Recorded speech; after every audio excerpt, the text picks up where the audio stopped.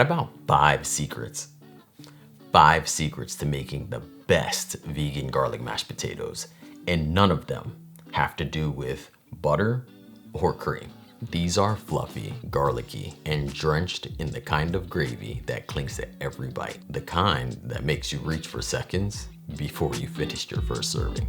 1 pot vegan garlic mashed potatoes with an easy vegan gravy. Okay, here's what we're working with. For our mashed potatoes, we're gonna need Yukon gold potatoes, a head of garlic, olive oil, vegan butter, unsweetened plant milk, vegetable stock, salt, pepper, and lemon. Oh, and can't forget our bay leaf. As for the gravy, all-purpose flour, soy sauce, white miso, vegan butter, and some seasonings. Today, we're starting with our garlic. Slice the top off the bulb to expose the cloves. Normally, you would drizzle olive oil right on the top, but today I wanted to show you it works without it. If you're avoiding foil, you could wrap it in parchment. I like to tie it together, place it on a baking tray, and then roast it at 400 degrees Fahrenheit for about 35 to 40 minutes. This is what gives the mashed potatoes that sweet caramelized depth that would bring your mashed potatoes from here to, I'd have to stand on a chair to kind of, reference how the level, While the garlic roasts, peel your potatoes and cut them into somewhat even chunks, about 1 inch or so for each. This is gonna help them cook evenly, resulting in our best chance to get the smoothest mashed potatoes. Also, cut out the dark spots. If you miss these, this could end up in your mashed potatoes, resulting in lumpy mashed potatoes. Nobody likes a lumpy mashed potato. Okay, I'm not really sure why I use that accent, but what he said. Lastly, I'll be using lemon to help balance the richness and brighten our flavors later on. Next, we're making 2 seasoning blends, one for the potatoes and one for gravy. The potato mix is simple. To a small bowl, add salt and pepper. Then the gravy mix is a bit more complex. For this one, we're using onion powder, garlic powder, dried thyme, maybe a bit of black pepper, but I wouldn't add any salt until I tasted it. So both of these could wait till a bit later. And can't forget our bay leaf, optional, but I like the flavor continuity it brings to the dish. With that out of the way, let's move on to our potatoes. Add them to a pot and cover with vegetable stock. Using stock instead of water builds flavor from the inside out and sets us up for a 1-pot gravy later. Right now, you might be wondering, why not bring the vegetable stock to a boil before loading your potatoes in? Good question. We're actually starting with cold stock on purpose. It lets the potatoes heat evenly. So this way, the outside of the potato doesn't turn to mush before the inside of the potato is cooked completely. Once boiling, lower to a simmer and let that cook for about 15 to 20 minutes. Until fork tender. Then remove the potatoes using a slotted spoon into a large bowl. As for the stock, simply move that stock into a heat-proof bowl or measuring cup, like me. As mentioned, that's a key ingredient in the gravy we'll be making later. And by now, your garlic should be soft, golden, and caramelized. Squeeze the cloves out into a small bowl and mash them into a paste. The smell of the garlic right now. That's why you roast it. It's mellow, buttery, not sharp at all. Add the garlic paste to the potatoes along with plant butter and your seasoning mix. I'm using a hand mixer here, but it's super important to go low and slow because over mixing releases starches and turns your potatoes into gluey stuff. Other options could be using a sieve and just pushing your potatoes through it, or the classic potato masher. But whatever you do, no blender, no food processor. Now we're going to add warm plant milk a little at a time until the potatoes reach that creamy, smooth consistency.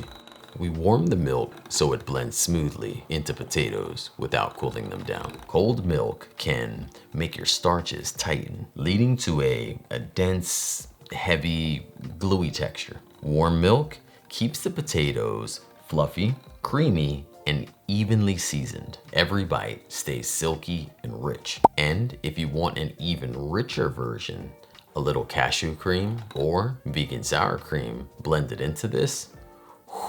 Totally optional, but worth it. Okay, with our mashed potatoes done, we're using the same pot to make that easy vegan gravy. I say easy, but the taste is elite, like, or unlike anything you've ever tasted. Start here with vegan butter. Olive oil can also be an option. Let that melt, then add in your all-purpose flour and whisk for about 2 to 3 minutes until it smells nutty. Almond flour, oat flour, or even a gluten-free flour also works here. But for the all-purpose flour, this specifically removes the raw flour taste that I'm pretty sure nobody wants. Congratulations, we just made our roux. This is what we will use to thicken our gravy, and it gives it that velvety finish. Now here, I forgot to add my spices. Adding the spices now would allow the aromatics to release and be more potent. But if you missed that moment like I did, just slowly pour your reserved vegetable stock into the pot while whisking constantly. This keeps our gravy lump-free and smooth. We're gonna let it simmer for about 5 to 7 minutes until it thickens up. And now season it up with the spices and then soy sauce and whisk in a little miso for that savory punch we deserve. In my head, that sounded so much less aggressive. Oh, and just a heads up, this is a well-seasoned vegetable stock. Do not add salt before tasting. Remember, you could always add salt. Taking it away, much harder. This is optional, but you just finish with a splash of lemon juice, or you could even do a little apple cider vinegar to brighten everything up. This is an additional way to enhance flavor without salt. And it's time to bring it all together. We spooned those mashed potatoes into a serving bowl, gave the top a bit of a swirl, and poured over that silky, savory gravy. Finish it with chives or parsley or thyme, you know, because we eat with our eyes first. I'm not even joking. This didn't even make it to the table. The wife came in, spoon in hand, you know, ready for the taste test to check if it has poison. And she even summoned the minions. My potato. And that's how you make vegan roasted garlic mashed potatoes with an easy gravy.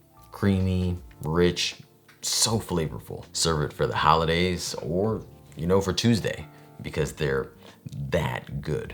But let's recap the secret to perfect, easy vegan garlic mashed potatoes. Use Yukon potatoes.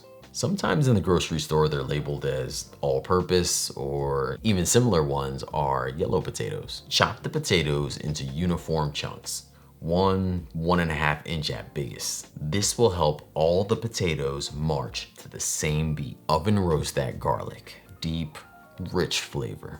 I mean, I can go all day talking about this. Start your potatoes in cold vegetable stock when boiling. The goal, an even cook.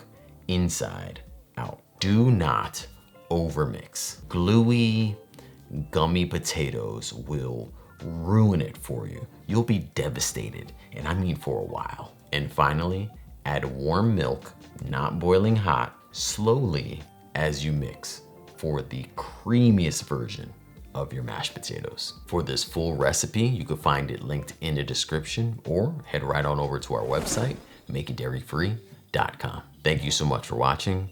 I appreciate you. I appreciate you too, potato. Until next time, believe in good. Peace.